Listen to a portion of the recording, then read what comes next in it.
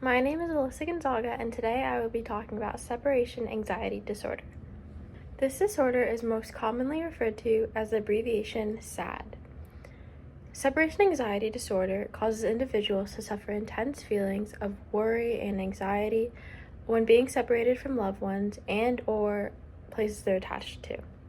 Depending on the extremity of this disorder, just the thought of leaving one's comfort can cause one to worry. This disorder is an exaggerated form of typical anxiety, though like I mentioned, this one is derived from separation from an attached figure. There are many symptoms of this disorder, some of which include constant worrying about loved ones being harmed, refusing to leave home, clinginess, and fear of being home alone. There are many different ways that you can diagnose yourself. You can always monitor your symptoms, though the best way is by seeking medical professional help. A mental health professional can talk to you about different symptoms you've been having and how it's been affecting your daily life.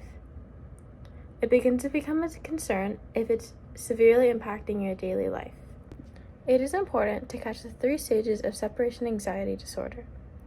These steps include protest, despair, and attachment. The first stage begins when the adolescent is separated from their loved one. They begin to cry and whine in hopes that their loved one comes back. The child is expressing feelings of anger. The second stage is despair. Here, the child has begun to somewhat calm down. The child can grow quiet, sad, and exhausted. They tend to appear unhappy in this stage. Due to their mood, they can stop playing with their toys and with other children. Despite the fact that they look like they've completely calmed down, they haven't. Their lack of whining may be deceiving, but they're still upset. The last stage is detachment. Here is when the loved one comes back for the child. At first, the child may appear uninterested in the loved one's return.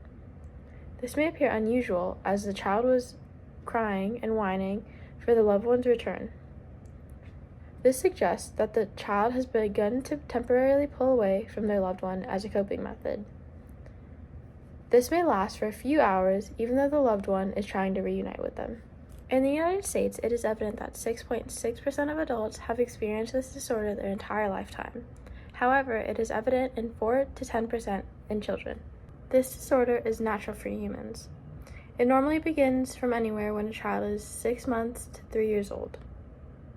However, it becomes a problem once it persists into adulthood or longer. There are a few different treatment options for this disorder, one of which includes cognitive behavioral therapy, which aims at helping patients change harmful behaviors and thoughts. Another option would be taking medications such as buspirone or benzodiazepines, which are antidepressants that help to increase the activity of chemicals called neurotransmitters in the brain. Lastly, you can always seek help from a support group. These you can find online or at hospitals. These groups consist of other people who have the same concerns. During these support group meetings, these people discuss their concerns and help each other get through them.